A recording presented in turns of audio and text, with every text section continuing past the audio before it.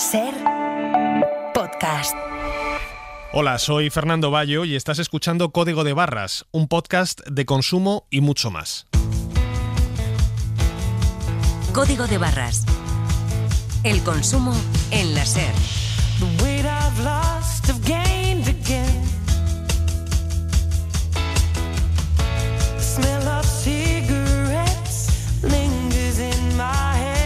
Fernando Bayo. Las empresas españolas importan cientos de productos israelíes cada año. Muchos provienen de territorios palestinos ocupados ilegalmente y llegaban a nuestro país sin que nos percatásemos de su procedencia real. A partir de ahora será más difícil ver esos productos en nuestras tiendas tras el veto del gobierno a las importaciones manchadas de sangre. Hay que cortar esas relaciones de manera absoluta, de raíz. No podemos normalizar relaciones con un país que está cometiendo un genocidio televisado. ¿Por qué cortamos relaciones con la ocupación ilegal, pero no con la economía del genocidio? No tiene ningún tipo de justificación. Vamos a analizar el impacto de los llamamientos cada vez más amplios al boicot comercial contra Israel y vamos a conocer una aplicación que permite a los usuarios identificar los productos que alimentan la maquinaria belicista contra los palestinos. También nos preguntamos si ha llegado la hora de revisar la práctica de los deportes de contacto tras constatarse el daño que los impactos en la cabeza pueden producir desde edades muy tempranas. En la posibilidad de establecer cascos o chichoneras. Otro, por supuesto, sería intentar evitar la cantidad de golpeos, por ejemplo, de cabeza en el mundo del fútbol y, por supuesto, en educar tanto a los médicos del entorno como a los cuerpos técnicos para que sean conscientes de que las tareas que ellos luego ponen en marcha pudieran estar afectando a futuro a la salud de los jóvenes deportistas. Y Sonia Ballesteros, nuestra compañera, se ha dado una vuelta por una galería de arte moderno en Barcelona junto a la periodista especializada Laura Revuelta para hablar de su último libro, una interesante reflexión sobre el estado del mercado del arte en España. Necesariamente tiene que haber arte para todos los bolsillos. Las galerías se dedican a eso, ¿no? Es decir, la inmensa mayoría del mercado tiene que dedicarse a una serie de coleccionistas en las que no hay tantos ricos como hay en otros mercados. Esto es Código de Barras. Empezamos.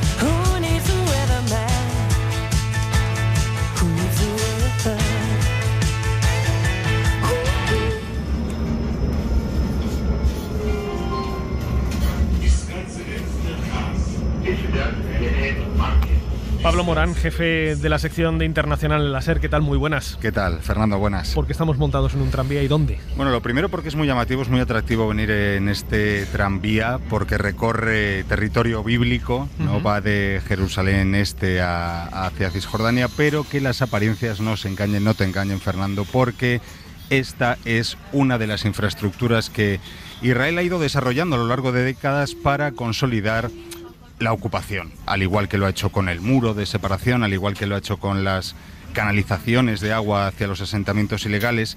Este tranvía es una de esas infraestructuras que en la práctica lo que hace es consolidar esos asentamientos en los territorios ocupados. Esto no lo digo yo, esto lo acaban de decir hace muy poquitos meses dos informes, uno de Naciones Unidas y estos últimos días Amnistía Internacional, que no solo desvela estas prácticas, estas estrategias de Israel, sino que apunta a las empresas y a los estados que hay detrás. Y en este tranvía en concreto está detrás una empresa, una firma hispano-vasca, que es la CAF, que tiene una participación en el consorcio que desarrolla este tranvía, Construcciones y Auxiliar de Ferrocarriles.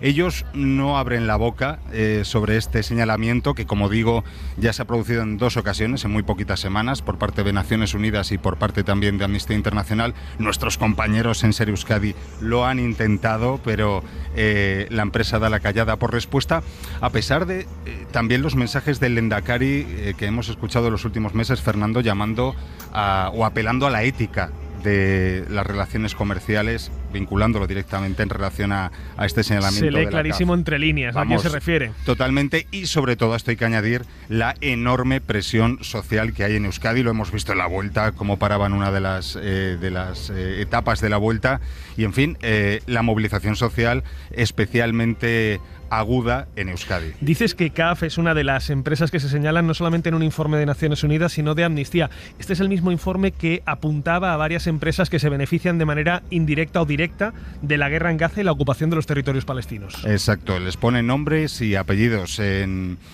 julio la ONU ya recogió, ya apuntó, señaló algunas de estas empresas. Lo que hace ahora Amnistía es profundizar en el papel que tienen cada una de ellas.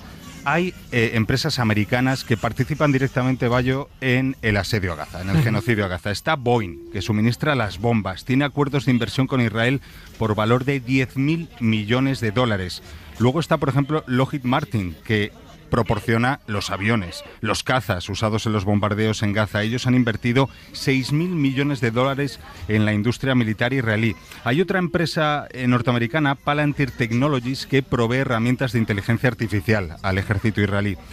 Luego, las empresas locales, digamos las empresas israelíes, son las que se llevan principalmente el desarrollo de los drones que se utilizan en el asedio a Gaza y también en la ocupación de Cisjordania. Pero mira, encontramos también en la lista de Amnistía una empresa china, Hikvision, que es la que proporciona a Israel toda la tecnología de reconocimiento facial que Israel aplica en los checkpoints en los territorios ocupados. También está, por ejemplo, Hyundai, que proporciona a Israel la maquinaria usada en las demoliciones de las viviendas de los palestinos, tanto en Gaza como en Cisjordania. Y unas compañías que obviamente muy conocidas por tus oyentes son las principales plataformas de turismo, Airbnb, Booking, Expedia o TripAdvisor. Las incluye Amnistía Internacional en este informe por promover el turismo en los asentamientos ilegales. Mantienen en sus portales ofertas de destinos en los asentamientos ilegales. Y este informe de Amnistía, aparte de recoger y señalar los nombres de esas empresas que se benefician de la guerra en Gaza, ¿qué más hace? No sé si hace un llamamiento a tomar medidas prácticas contra esas empresas. Bueno, principalmente lo que pide a los estados es revisar los contratos de estas empresas, penalizar que hayan cerrado este tipo de acuerdos y sobre todo prohibirles o bloquearles el acceso a otros contratos públicos dentro de sus propios estados. Esta es la estrategia que plantea Amnistía para cortar esta colaboración de estas firmas que están patrocinando o apoyando directamente o indirectamente, como decías, tanto el genocidio en Gaza como la ocupación de Cisjordania. Pablo Morán, jefe de la sección de internacional de la SER, como siempre, muchísimas gracias, no te saltes la parada. Venga, gracias, Bayo.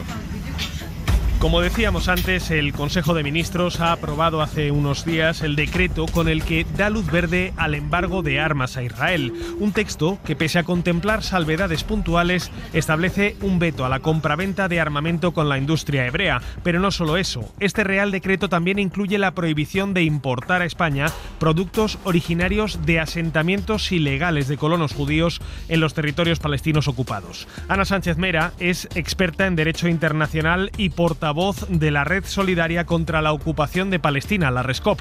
Ana, ¿qué tal? Bienvenida a Código de Barras. Hola, ¿qué tal? Muy bien. ¿Sabéis ya cómo se puede hacer efectivo ese veto a los productos que provengan de territorios ocupados palestinos?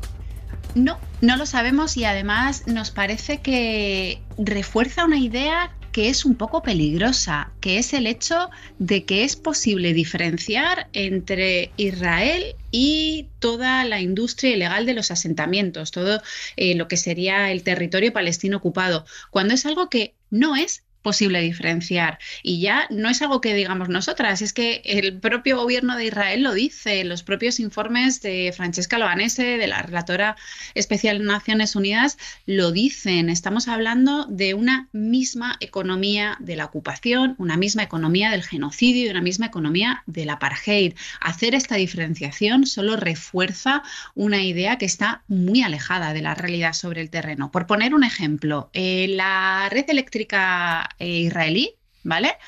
Es una misma red eléctrica que alimenta tanto a Tel Aviv como a los asentamientos que se encuentran en el territorio ilegalmente ocupado de Palestina. Esto es un solo ejemplo muy gráfico de cómo es un mismo sistema que funciona de una misma manera, es una misma economía, es un mismo sistema legal que se aplica a la población israelí que vive de manera ilegal en el territorio palestino ocupado, se aplica la misma legislación que a aquel israelí que pueda vivir en Tel Aviv. Mismo sistema jurídico, mismo sistema de tasas y de impuestos, mismo sistema económico, no hay una diferenciación posible. E intentar frenar este comercio con los asentamientos, bueno, pues entendemos que es un intento con buena intención de tomar unas medidas para frenar esta normalización de relaciones, pero es que hay que cortar esas relaciones de manera absoluta, de raíz. No podemos normalizar relaciones con un país que está cometiendo un genocidio televisado. ¿Por qué cortamos relaciones con la ocupación ilegal, pero no con la economía del genocidio? No tiene ningún tipo de justificación. Como consumidores de a pie, tú, yo y quienes nos escuchan, ¿qué podemos hacer para identificar el origen de esos productos israelíes o provenientes de territorios ocupados si es que queremos ejercer lo que algunos llaman un boicot comercial?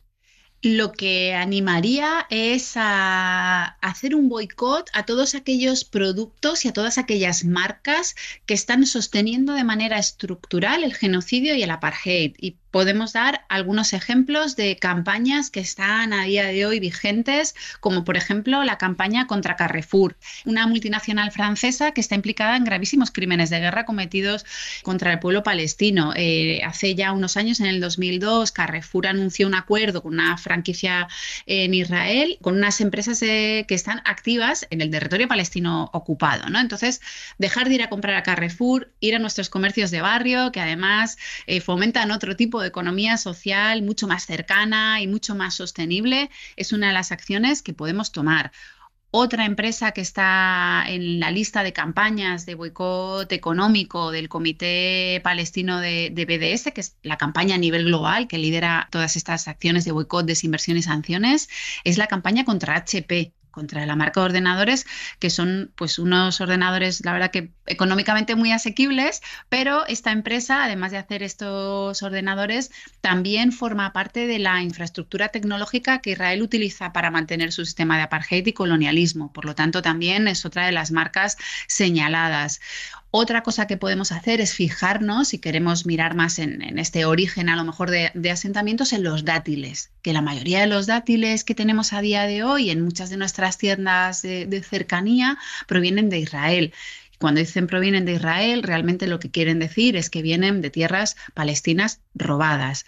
Esos tres productos, esas tres cositas, si nos quedamos con ellas en la cabeza y no solamente no las compramos, sino que además compartimos esta información con nuestros familiares, con nuestro vecindario, incluso pues con quienes están en las tiendas a las que vamos a ir, es una manera de seguir hablando de Palestina, seguir difundiendo el mensaje y de que más gente se pueda sumar. Ana Sánchez Mera, portavoz de la Red Solidaria contra la Ocupación de Palestina. Muchísimas gracias por pasarte hoy por el programa y por toda esta información que nos has dado. Muchísimas gracias. El listado de productos y empresas vinculadas con el genocidio israelí en marcha no acaba, desde luego, con esas referencias que nos ha dado la portavoz de la Rescop, pero como conocer todas las referencias es complicado, hay quienes trabajan desde hace tiempo en facilitarnos ese trabajo a los consumidores. Una de esas personas es Mohamed Bashbash, creador de la aplicación No Thanks, no gracias, que permite escanear los códigos de barras de cientos de productos e identificar aquellos que alimentan la maquinaria de guerra israelí. Mohamed, ¿qué tal? Bienvenido a Código de Barras. Welcome. Thank you so much for having me. It is really a pleasure. Muchas gracias por la invitación. Es un placer. Mohamed, antes de nada, explícanos cómo funciona tu aplicación en términos prácticos. So, my application No Thanks is just a peaceful way to protest. Mi aplicación No Thanks es solo una forma pacífica de protestar contra el genocidio que se está cometiendo ahora mismo en Gaza. It's simply you just scan a barcode and the application. Simplemente tienes que escanear un código de barras y la aplicación comparará este código con la marca Into our database if this brand is available. Y luego busca en nuestra base de datos si esa marca figura en la lista de sujetos de boicot o no. It is in the boycott list. It will tell you that it is in the boycott list and it will show you even alternatives. Y si está en la lista, la aplicación te lo notifica e incluso te muestra alternativas. Mohamed, ¿cuántas referencias tenéis vosotros en vuestras bases de datos de productos que son señalados como cómplices del genocidio de Israel? We have around now 1,700, but they are brands, not companies. Ahora mismo tenemos unas 1.700 referencias, pero son marcas, no empresas. For example, Unilever, under it there is like more than 400 to 500 brands. Por ejemplo, Unilever tiene entre 400 y 500 marcas comerciales, así que parte de nuestro equipo se dedica a la investigación. Actually go after these brands and companies. Su trabajo es perseguir a estas marcas y empresas. Puede ser un producto sionista o una empresa o una marca que apoya al sionismo económicamente, o también por medio de la tecnología, como por ejemplo Google o Microsoft, que proveen la tecnología que se utiliza en nuestra contra en Gaza. Algunos de los criterios que usamos tienen aspectos en común con el movimiento de boicot, desinversiones y sanciones. Ya. ¿Cómo surgió la idea de crear No Thanks? In the 31st of October 2023, I got the news of that my brother was killed in Gaza. El 31 de octubre de 2023 recibí la noticia de que mi hermano había sido asesinado en Gaza por los sionistas al inicio del genocidio. In that moment I decided that I wanna find some way that I can do a charity work in his behalf. En ese momento decidí que quería encontrar alguna manera de hacer algo en su nombre y en el de mi hermana, que falleció en 2020. After that I went to the supermarket. I wanted to be like more included in the boycott. Después de eso fui al supermercado. Quería involucrarme más en la campaña de boicot, así que comencé a buscar las marcas y las empresas y pensé en qué pasaría si hubiese una aplicación que te permitiera escanear un código de barras y te diera un resultado inmediato. Después de eso volví a casa y comencé a buscar si existía una aplicación como esa, si alguien ya había hecho algo así, pero no encontré nada. Así que decidí comenzar a hacerlo yo mismo y me llevó 2 semanas en realidad crear esa aplicación. Así fue como se lanzó. ¿Y cuál es el objetivo final que tú buscas con esta aplicación, Mohamed?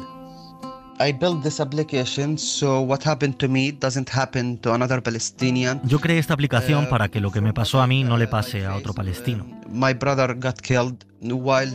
Mi hermano fue asesinado, pero en realidad estaba en Turquía un mes antes de eso y regresó a Gaza para ayudar a mi hermana. Así fue como acabó asesinado. Antes de eso, como 3 años antes, también perdí a mi hermana en Gaza porque no tenía el permiso para ir al hospital de Jerusalén donde iba a recibir el tratamiento. Estuvo en coma durante un mes entero y cuando conseguimos el permiso, falleció en la ambulancia que le llevaba al hospital de Jerusalén. Es por eso que quise crear una aplicación. Mi objetivo realmente es ayudar a la gente en Gaza, ayudar a los palestinos para que no tengan que enfrentarse a lo que yo me enfrenté. Y estoy seguro de que ellos se enfrentan a esto cada minuto en este momento. Así que es por eso que tratamos de presionar más, tratamos de hacer algo desde fuera. Pues Mohamed Bashbash, creador de la aplicación No Thanks, muchas gracias y suerte. Perfect, thank you so much. Thank you. Bye. Perfecto, gracias. Daniel Kuperwasser es economista argentino, vive en Israel desde hace más de 50 años y es una de las voces más inconformistas con el actual panorama en su país. Daniel, ¿qué tal? Bienvenido a Código de Barras. Muy encantado de participar con ustedes. Daniel, ¿se constata ya en la economía israelí el impacto inicial del boicot, incipiente todavía, pero inicio de ese boicot por parte de los consumidores en otros países, principalmente en Europa, a los productos que se cultivan, que se fabrican en Israel y en los territorios ocupados palestinos? Hay distintos aspectos que hay que tomar en cuenta en ese sentido. O sea, no hay un boicot generalizado y oficializado, sino más bien puntualizado en ciertos aspectos, como por ejemplo en cultura, en ciencia, en deporte, en turismo, digamos que tienen poca referencia, pocas consecuencias económicas directas. Más que nada se habla acá, o sea, se habla en esos términos, más que nada sobre todo en turismo, en cultura, que no participan no dejan participar a ciertos artistas o limitan a científicos a participar en congresos, o sea, pero que todavía no tiene una consecuencia económica significativa. Pero en la calle esto es un un asunto del que se hable en la cola del autobús, en el supermercado, en la oficina? ¿La gente tiene presente que cada vez hay mayor disgusto en Europa y en el resto del mundo con la situación que se está dando en Israel y que hay mayor disposición a boicotear o a dar la espalda a ciertos productos, ciertos servicios que tienen intereses vinculados a la guerra en Gaza? Sí, lo hay, lo tienen y se habla. Lo que ocurre es que no necesariamente, digamos, lo toman con una perspectiva económica futura que pueda afectar, digamos, el crecimiento económico. Es más bien una cuestión, digamos, de malestar personal que se pueda sentir, por ejemplo, si se viaja al exterior y no lo reciben en un hotel o no participan en un congreso, científicos que no participan en un congreso, digamos, a ese nivel es donde se habla, no necesariamente a nivel de influencia de desarrollo económico futuro. Eso es solamente lo ves a nivel de analistas, en los diarios, en la televisión, digamos, pensando en términos de largo plazo. O sea, que se teme a lo mejor más quedar cancelados en la participación en Eurovisión o en competiciones deportivas, pienso los torneos internacionales de fútbol, de baloncesto, que en el impacto económico que pueda tener en el día a día cotidiano de una familia israelí. Seguramente, sí. Además, esa es la temática que ves, por ejemplo, en los informativos. Esa es una temática prácticamente todos los días. ¿Ah, sí? Esa, justamente, y no el proyecto, los posibles daños futuros en términos económicos. Y a medio o largo plazo, como economista, ¿se podría dar en Israel un efecto similar al que se produjo en la Sudáfrica del apartheid, que la presión económica internacional, la presión cultural, la presión diplomática doblegaran la voluntad del gobierno actual de Israel? Creo que va a ser muy difícil y hay un detalle que no se puede dejar de lado. Sudáfrica estaba solo. Israel lo tiene a Estados Unidos al lado y es una situación totalmente diferente. O sea, hoy en día, por ejemplo, no me cabe duda que las indecisiones de los países europeos qué hacer, de alguna manera están mirando el peligro de alguna sanción que reciban de Estados Unidos. Y eso es un poco lo que los disuade a muchos. Así que no creo que en el futuro se llegue a una situación, digamos, similar a la que se vivió en Sudáfrica. O sea, Daniel, que tú crees que Israel, la economía israelí actualmente es capaz de resistir un boicot generalizado por parte de los países europeos, o al menos de unos cuantos de esos países. Y sí. Mira, esta es una economía muy fuerte y más que nada, digamos, dispone de una infraestructura muy fuerte en el elemento que hoy es la dinámica de la economía mundial, que es la alta tecnología, digamos, y es algo que, ¿cómo te puedo decir? No necesitas barcos para enviarla, no necesitas, o sea, es otro material. Y las leyes de juego son totalmente distintas. Pues Daniel Cooper-Vasser, economista, analista político en Israel y una, como decimos, de las voces más irreverentes con el panorama actual en su país. Siempre un placer hablar contigo, Daniel. Muchísimas gracias por pasarte por Código de Barras. Muchísimas gracias. Adiós. Síguenos en Twitter, en Facebook y en Instagram, @Código de Barras.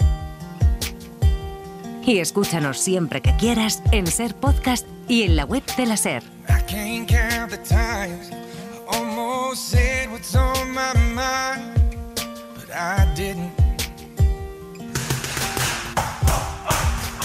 Los deportes de contacto y las artes marciales viven un renacer en España gracias al llamado efecto Topuria. El éxito del luchador hispano-georgiano ha disparado el interés por disciplinas como el boxeo, el kickboxing y el muay thai, actividades que ya practican más del 5% de los españoles. Javier Ruiz Martínez, compañero de la sección de Sociedad, ¿qué tal? Bienvenido a Código de Barras. ¿Qué tal, Bayo? Bienvenido tú también. Oye, no me traes aquí por practicante de ninguno de estos deportes, ¿verdad? No lo sé, dímelo tú, ¿practicas alguno de ellos o no? Ya te digo que no. Hoy, de todas formas, hablamos de estos deportes, entre comillas, de estas actividades, porque recientemente hemos conocido un informe científico que revela que los impactos repetidos durante la práctica del boxeo y otros deportes provocan daños cerebrales graves y además desde edades muy tempranas. De esto sí que te puedo hablar, Bayo.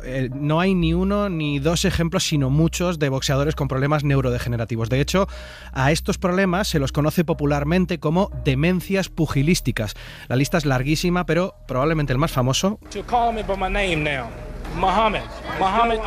es Mohamed Ali, una de las figuras más importantes de este deporte, el boxeo. El mismo Ali calculó en una de sus biografías autorizadas que le habían dado, ojo, 29.000 golpes en la cabeza a lo largo de su carrera, en la que tuvo al menos 61 combates profesionales. ¿Le provocaron la enfermedad por la que luego se retiró, el Parkinson? La ciencia dice que sí. La Universidad de Boston ha analizado 28 cerebros de deportistas ya fallecidos en una franja de edad entre 25 y 51 años. Unos habían participado en deportes de contacto y el resto no. Eso sirvió para compararlos. Los cerebros de deportistas que sí que habían sufrido, como Mohamed Ali, sucesivos golpes en la cabeza, tenían una reducción de hasta un 56% de las neuronas de las capas corticales profundas de la corteza frontal de su cerebro. Esto es la zona donde se gestiona el pensamiento y los estados de ánimos. Tenían más efectos, por ejemplo, células inmunitarias del cerebro inflamadas de forma anómala, capilares cerebrales, es decir, los vasos sanguíneos de su cerebro presentaban señales de remodelación y de mayor permeabilidad, y en todos los casos los cerebros de los deportistas que habían sufrido severos golpes en la cabeza y además continuos tenían o habían sufrido algún tipo de demencia, algún tipo de enfermedad neurodegenerativa en sus últimos años de vida. Hablamos de deportes de contacto, los clásicos, los que conocemos, el boxeo, el karate, pero también de otras prácticas como el fútbol americano o incluso nos advierten los expertos de la Universidad de Boston del peligro de los remates de cabeza en el fútbol europeo. Sí, se fijan en jugadores que golpean más de cabeza, por ejemplo, delanteros especializados en goles de cabeza y también en defensas. Balón al segundo palo, Puyol. Siempre que pensamos en testarazos de leyenda nos acordamos de este golazo de Carles Puyol, pero son muchos los futbolistas que han hecho del fútbol de cabeza su estilo de juego, ya sea rematando, como este caso de Puyol, o defendiendo también, como es el caso de otros muchos futbolistas. Novi Styles murió con demencia. Bobby Charlton también la tiene diagnosticada. Müller, el ídolo del Bayern, padeció Alzheimer. Todos tenían en común lo mismo, todos eran grandes practicantes del fútbol de cabeza. Y para denunciar todos estos casos, otro futbolista mítico que seguro que te acuerdas, Alan Shearer, no tiene todavía ninguna enfermedad, pero sí que es muy militante de este asunto porque su estilo de juego también era sobre todo de cabeza. Sí presentó un documental en la BBC que se llamaba Demencia, Fútbol y M. The research has at last been commissioned. But even before we have new findings, en este documental se ve a Shearer sometiéndose a pruebas después de toda una vida, dice, de goles de cabeza junto a otros futbolistas y sobre todo junto a especialistas médicos. Pidió al gobierno una regulación en el mundo del fútbol, especialmente para limitar los cabezazos en niños y en los entrenamientos. Gonzalo Correa es el vicepresidente de la Sociedad Española de Medicina del Deporte. Doctor Correa, ¿qué tal? Bienvenido a Código de Barras. Muy bien, muchas gracias. Doctor, ¿ha llegado la hora de replantearnos la práctica del deporte a nivel infantil y juvenil en España? Desde luego pensamos desde la Sociedad Española de Medicina del Deporte que hay que darle más importancia a la prevención en el aspecto de los posibles traumatismos o microtraumatismos cranoencefálicos en el deporte. Sin duda que ha llegado el momento al menos de darle una mayor relevancia a este tipo de aspectos que quizás hasta ahora pues no nos habíamos percatado o no le íbamos dando suficiente entidad. Pero mayor prevención, ¿en qué sentido? Cuando hablamos de prevención, ¿de qué hablamos exactamente? Sí, en primer lugar, como una primera prevención, desde luego estaría en la posibilidad de establecer pues cascos o chichoneras para minimizar, digamos, la violencia del posible impacto. Eso sería un mecanismo de prevención. Otro, por supuesto, sería intentar evitar la cantidad de golpeos, por ejemplo, de cabeza en el mundo del fútbol, o no plantear tareas en escuelas formativas donde la tarea diaria estuviera muy enfocada en jugadas que supusieran pues centros y remates de cabeza de manera continuada, por lo menos que en las escuelas tuvieran esa conciencia y no plantearan sus sesiones de entrenamiento tan enfocadas en edades formativas, a lo mejor al remate de cabeza. Y por supuesto en educar tanto a los médicos del entorno como a los cuerpos técnicos para que sean conscientes de que las tareas que ellos luego ponen en marcha pudieran estar afectando a futuro a la salud de los jóvenes deportistas. Gonzalo, en el documental de Alan Shearer cuenta el futbolista que él a lo mejor en un partido le daba 2, 3 veces 4 de cabeza y que donde él veía el problema de verdad era en los entrenamientos, que ahí sí que había, pues a lo mejor se podía tirar 20 minutos dándole de cabeza, cabeceando balones desde el córner y demás. Hablabas tú de cambiar las técnicas de entrenamiento. A lo mejor esto sería una de las cosas que habría que hacer, dejar de entrenar este tipo de cosas. Claro, a ver, en edades formativas sobre todo, está claro que a nivel profesional, fútbol profesional, al final es la profesión de los sujetos y es más difícil, poder establecer ese tipo de, a lo mejor, de normas, pero a nivel de escuela de formación, donde no debería de primar el resultado, sino pues lo que son fomentar los valores del deporte y demás, salud y deporte, pues en este caso sí que deberíamos de intentar enfocar ese trabajo diario o esas sesiones o esas tareas, esas rutinas, evitando al menos un gran número de remates de cabeza. ¿Le preocupa en particular el llamado efecto Topuria, este auge que ha habido del interés por los deportes de contacto a raíz del éxito del luchador hispano-georgiano? Claro, siempre que hay un gran deportista nacional que destaca, la modalidad deportiva en cuestión gana adeptos, eso está claro, y eso yo creo que es beneficioso. Eso no considero en ningún caso que sea algo que tengamos que restringir, porque la población debe de hacer deporte, tanto la población infantil como la población adulta, pero hay que intentar establecer una serie de normas para que pues no se practique el deporte con ningún tipo de inconveniente para la salud o minimizándolo. Entonces, quizás se pueden practicar ese tipo de deporte, pero no enfocando la tarea hacia traumatismo craneoencefálico y, por supuesto, también el reglamento debe de endurecerse mucho cuando no esté permitido golpear sobre ese tipo de zonas anatómicas, y si se provoca, pues que el reglamento sea muy duro para que el rival o los practicantes eviten intentarlo para que no sean sancionados duramente luego. Pero pedirle a un luchador de MMA o a un boxeador que no golpee en la cabeza es como pedirle a un futbolista que no pegue patadas en la espinilla a un rival o que no se las peguen a él. En esa modalidad deportiva es cierto que sería pues, prácticamente imposible, pero sí que en entrenamientos sí que se podría de alguna forma no enfocar la rutina tanto a eso. A ver, cuando estás compitiendo en esa modalidad deportiva es de alto contacto y de alto riesgo. Ahí estamos practicando una modalidad deportiva de muy alto riesgo. Eso hay que tenerlo en cuenta y se puede minimizar brevemente. Lo que sí, si se provocara al menos una conmoción, por ejemplo, lo que es muy importante es reconocerla a tiempo para poder sacar al deportista de ese riesgo, porque tras una conmoción cerebral, si tienes otra conmoción cerebral, es un riesgo muy importante para el sistema nervioso central en relación a si consigues apartar al deportista a tiempo. Gonzalo, ¿hay diferencia entre que te peguen en la cara o en la cabeza con el guante puesto, como por ejemplo pasa en el boxeo, o sin el guante puesto, como pasa en estos otros, comillas, deportes? Bueno, al final, en este caso, la estructura anatómica no sabe diferenciar tanto si es con guante o sin guante. Lo que al final la estructura anatómica recibe un impacto de una potencia determinada, y lo que va a marcar un poco es si la estructura anatómica puede soportar esa cantidad de impacto sin lesión o no. Al final recepciona un traumatismo igualmente. Y luego el tema de lo del cuello.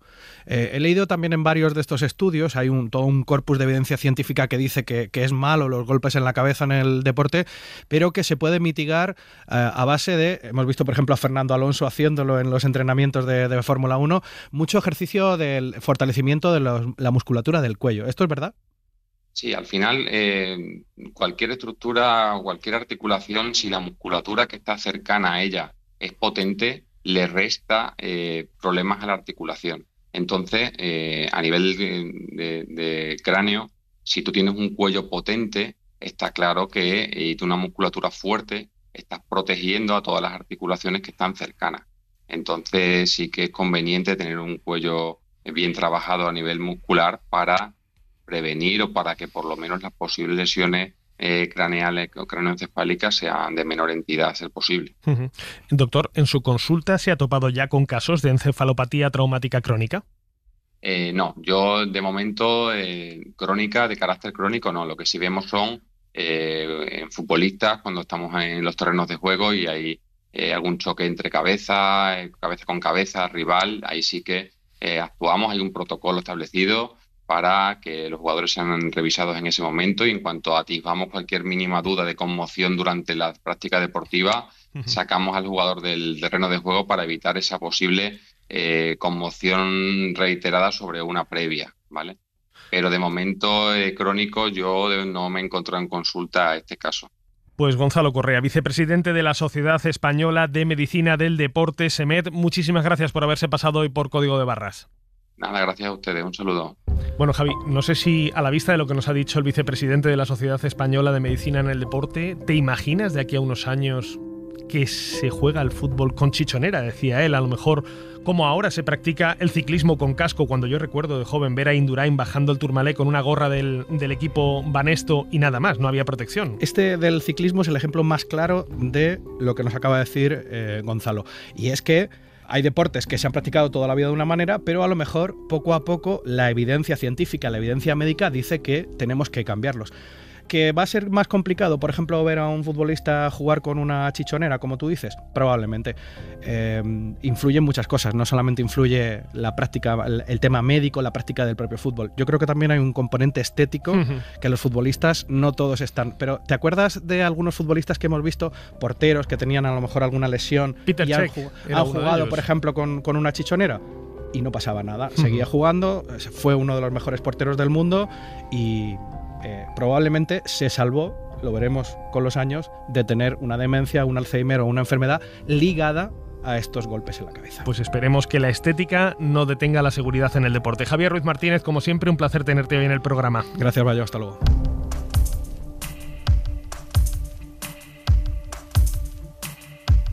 Código de Barras.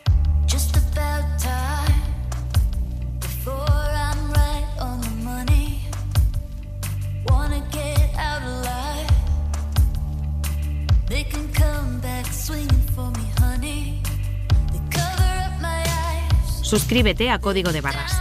Todos los episodios y contenidos adicionales en la app de Cadena SER y en nuestros canales de Apple Podcast, Spotify, iVoox, Google Podcast y YouTube. Escúchanos en directo en la SER los domingos a las 6 de la mañana.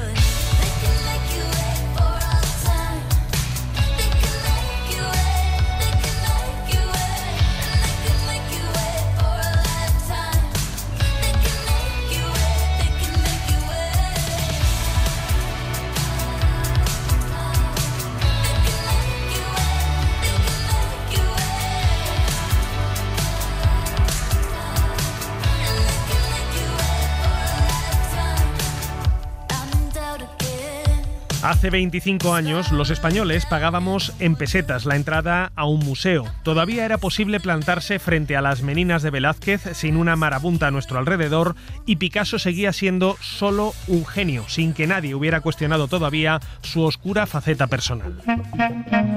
Hace un cuarto de siglo nadie compraba NFTs de obras digitales, ni menos aún soñaba con ver creaciones artísticas diseñadas por una inteligencia artificial. Lo cierto es que el mundo del arte ha evolucionado mucho en estos primeros 25 años del siglo XXI, pero lo que sigue sin cambiar es la duda eterna en torno a qué es el arte. ¿Cuánto hay de inspiración en una obra y cuánto de especulación mercantilista?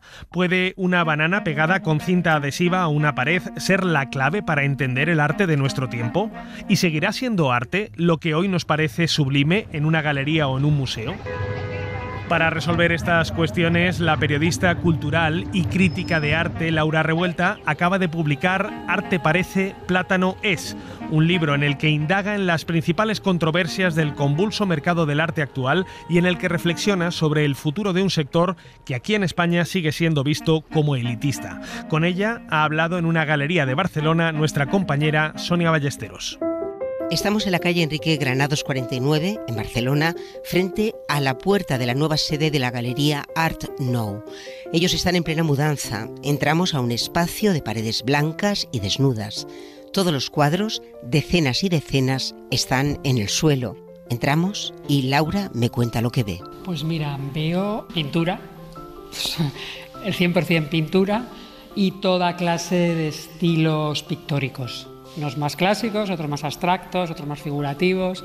Y es interesante porque el mercado del arte tiene una querencia muy especial hacia la pintura, Así como el discurso del arte, que va por otro lado, tiene una querencia más especial hacia lo conceptual, el mercado es más convencional. Y es más convencional porque también lo reclama el público. Hay arte para todos los bolsillos. No sé si siguen haciéndolo, pero yo recuerdo ya hace unos años el llamado mercado del arte, que eran lugares donde tú ibas y hasta por 20 euros podías encontrar una obra. ¿Eso es arte? A ver, necesariamente tiene que haber arte para todos los bolsillos. Las galerías se dedican a eso, ¿no? Es decir, la inmensa mayoría es del mercado, y sobre todo el mercado, digamos, español, que es un mercado intermedio, no es un mercado de mega lujo, o que tiene a los grandes nombres más cotizados, y tiene que dedicarse a una serie de coleccionistas en las que no hay tantos ricos como hay en otros mercados.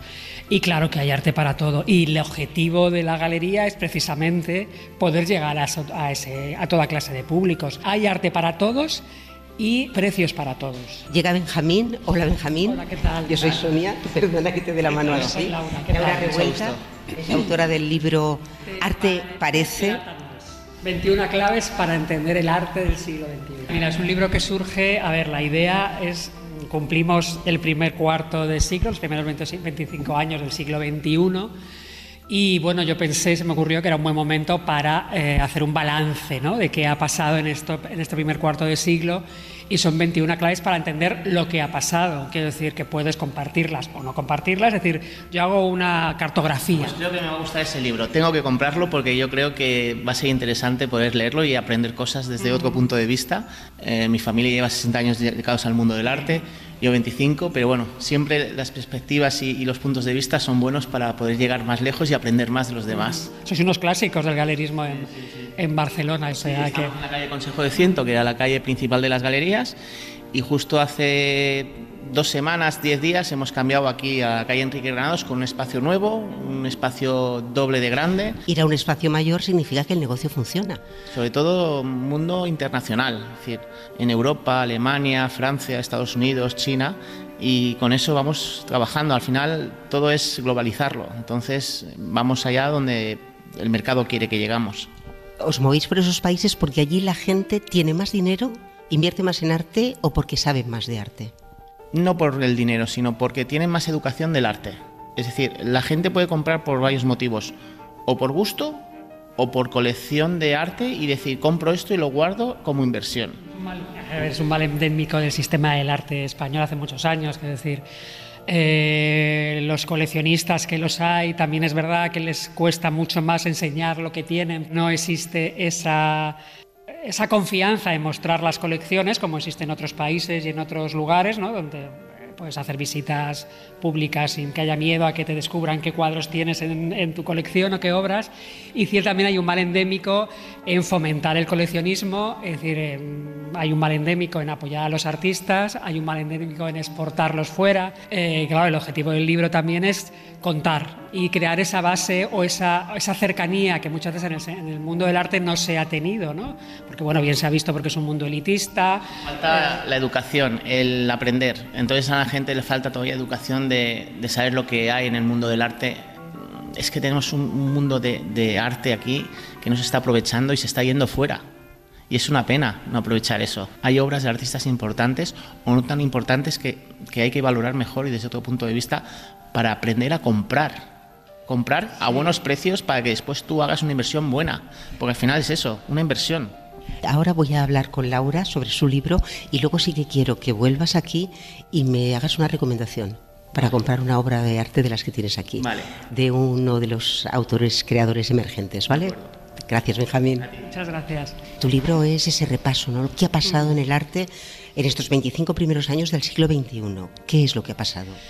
Bueno, yo lo he resumido haciendo también un ejercicio matemático, así un poco algorítmico, como estamos en época de algoritmo, lo he resumido en cómo es el siglo XXI, 21 claves. En esas 21 claves entran cosas o hechos que han sido fundamentales en este siglo XXI.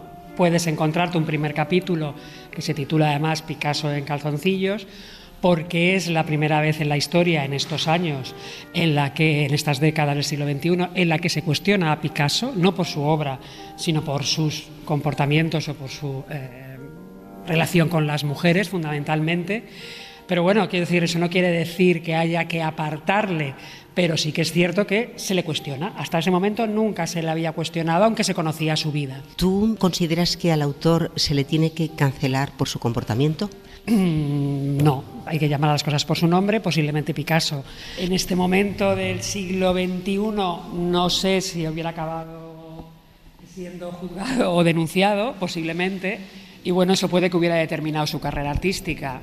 Aún siendo un genio, puede que la hubiera determinado, pero nosotros no podemos, o sea, decir, ese tipo de comportamientos que en aquella época estaban normalizados, entonces, bueno, creo que no se les puede cancelar ahora, que decir, se les tiene que examinar y se les tiene que poder criticar, incluso se les puede poder hacer exposiciones, o como hay artistas de las que hablan en el libro que han hecho performance delante de obra de Picasso denunciando todo eso se debe hacer y se puede hacer.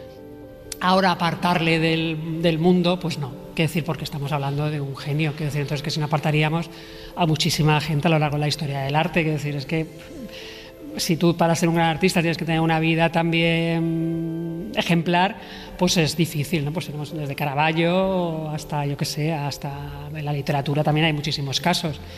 Y entonces en el libro yo parto de eso, es decir, meto ese tipo de hechos, o sea, o de acontecimientos que ha habido a lo largo de este siglo, con otra serie, digamos, de planteamientos más artísticos del discurso. Hablo, por ejemplo, de Duchamp, porque yo considero que Duchamp ha sido el gran ganador del siglo XX y XXI. ¿Y por qué? Porque La Fuente de Duchamp, que es un urinario, firmado además con un seudónimo, sí, ¿por qué se convierte en ese elemento clave para juzgar y para interpretar el arte del siglo XX y hasta del siglo XXI? Pues se convierte fundamental porque es que sin él no hubiera existido pues muchísimos artistas que vinieron detrás de Duchamp, que decir Warhol no hubiera existido, que decir Warhol sería, para mí hay tres artistas fundamentales en el arte que son Picasso, Duchamp y Warhol. Warhol no hubiera existido si no hubiera existido Duchamp, si no hubiera existido Picasso, a lo mejor sí que hubiera existido Warhol. Creo que él rompe las reglas y hace de su obra una broma infinita, en la que se han apoyado muchísimos artistas a lo largo de estas últimas décadas, hasta llegar al plátano. Quiero decir que no sería posible sin el que hubiera existido el urinario, ¿no? Es decir, entonces, bueno, creo que sin Duchamp no se entendería el siglo XXI. Es decir, yo creo que la batalla la ha ganado él, la batalla del discurso. El plátano con una cinta americana pegada a una pared, ¿eso es arte? Yo voy a decirte que sí, en origen sí. Yo para mí creo que es una gran idea, porque vamos a ver, estamos hablando de arte conceptual, ojo, ¿eh? Tú no te vas a comprar el plátano pegado a la pared con cistino, que te vas a comprar unos folios donde te va a explicar cómo tú tienes que montar esa instalación en donde la quieras montar. O sea, tú estás comprando una idea. El artista juega a hacer la broma que se burla del sistema del arte, ¿no? Pero claro, su broma se convierte en un negocio muy rentable para él y para todos los que forman parte del sistema del arte. Hablando del consumo de arte, aparte de comprarlo, el arte también se consume acudiendo a galerías, exposiciones, museos. Y tú en tu libro hablas de Airbnb y lo vinculas con esa masificación tremenda de los museos que a quienes quieren ir a ver, por ejemplo, tú hablas de la Mona Lisa y lo único que ven son un montón de manos alzadas con móviles o incluso con iPads haciendo fotos de la Mona Lisa, con lo cual tú no puedes acceder a ese cuadro y lo ves en unas condiciones lamentables. ¿Eso es bueno? ¿Es malo? La propia directora del Museo del Louvre dice que, bueno, que tenemos que dar las gracias porque vaya tanta gente allí. Y es verdad que ellos han planificado una reforma del museo en el que quieren seguir teniendo mucha gente, pero quieren hacerlo de otra manera distinta, ¿no? O sea, un poco reorganizar el museo, colocar a la Mona Lisa en una sala especial solo para ella, etcétera. Es un fenómeno difícil de controlar, ¿no? Es un difícil, pero los museos tienen que poner algún tipo de organizarse de otra manera distinta para que esas masificaciones sean controlables, porque por lo menos disfrutar mínimamente de la obra que vas a ver. En tu libro hablas también en uno de los capítulos de la inteligencia artificial. ¿Es arte una obra creada con inteligencia artificial? Depende. Es decir, como no todo es arte una obra en un lienzo, depende. Es una herramienta más para poder hacer arte. El arte a lo largo de la historia se ha basado mucho en los desarrollos tecnológicos. Incluso pues, el propio grabado es una forma tecnológica primitiva que se incorpora al arte y que sirve para que se haga un tipo de obra que se acerque más a la gente porque es más barato, porque sobra en serie, etcétera. Tú decías que lo de la inteligencia artificial es arte o no, depende. Entonces la pregunta es ¿qué es arte? ¿Quién determina qué es arte? Bueno, yo siempre he pensado que el arte siempre se ha dicho incluso desde filosóficamente y tal, que es aquello que trasciende, es decir, no solo aquello que te llega a los sentidos, sino que te llega a ese otro sentido que es el intelecto. Claro, también es que para eso hay que ver mucho arte, educar el ojo. Y lo que te sorprenda no lo apartes con eso de esto lo haría yo. A mí el arte contemporáneo me hace mucho pensar. Benjamín, estamos de mudanza. Estamos rodeados de cuadros en el suelo. ¿Los vas a poder colgar todos? ¿Cómo va a quedar esto? La mayoría de las obras que hay aquí son mías de mi colección. ¿Están a la venta? Sí, todo está a la venta. Cualquier cliente puede comprar cuando quiera lo que quiera. ¿A partir de qué precio puede una persona entrar en tu galería y decir, a ver si me puedo permitir comprar algo? ¿Qué dinero tiene que tener en el bolsillo? Desde 50 a 100 euros hasta lo que tú quieras. No está mal, ¿eh? Eso es prácticamente para todos los bolsillos, sí, me parece muy bien. Lo que pasa es que la gente tiene miedo a ir a las galerías. Mucha gente, al menos en el territorio español, desconoce una galería o desconoce los precios de mercado o lo que sea y tiene miedo a entrar. En otros países la gente va a pasar el día en una galería, Es decir, aparte de los museos que ya hay, públicos o privados, que tienes que pagar la entrada, hay sitios como las galerías de arte que puedes ir y son gratuitamente libres de acceso. Vamos a hacer el ejercicio. Tú imagínate que yo pues quiero comprar algo entre 400 y 800 euros y me gustaría que me recomendaras algún cuadro de los que tienes aquí. Pues tengo, por ejemplo, ese María Raventós. Tenemos este de María Raventós, un cuadro que no es muy caro y que de un tamaño pequeño, pero que está muy bien y que fue premio Sant Jordi. Es un artista ya con 90 años. Fue un artista que en su época, cuando Picasso, Dalí, pues era de las pocas mujeres que pintaban y luchaban por defender lo suyo y que no fue valorada como tenía que ser valorada en esa época. ¿Qué precio tiene este cuadro? Este estamos hablando de unos 800 euros. Aparte de María Raventós, también tenemos de August Puig, como he dicho antes, primer abstracto español. Para mí ya es un maestro. Estas son obras importantes. Muy bien. ¿Tú tienes muchos cuadros en tu casa? Yo tengo muy poco espíritu coleccionista. Tengo pocos. A ti no te lo tengo que preguntar. ¿Quieres que te diga la verdad? En mi casa tengo obras y pinturas, pero no tantas como quisiera. Porque si no, mi mujer me mata. Benjamín y Laura, muchísimas gracias por esta conversación. Ha sido realmente un placer. Muchas gracias por traernos a explicar el arte, que es algo, la verdad, que es muy, muy gratificante. Gracias a ti. Código de Barras.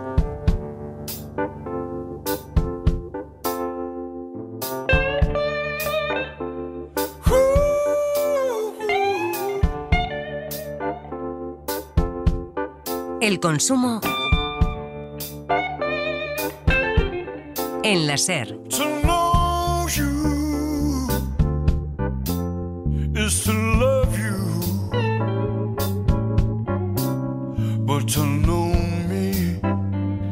Nos vamos ya. En la producción esta semana ha estado Sandra Mena, en la técnica Carlos Ródenas y José María Sendra y en el diseño sonoro Marcos Granado. Ya saben que pueden recuperar todos los episodios de Código de Barras en SER Podcast y que también pueden seguirnos en las principales plataformas de audio y a través de la web de la SER. Nos volvemos a escuchar el próximo domingo. Hasta entonces, como siempre, feliz semana y recuerden, consuman con cabeza. Fernando Bayo.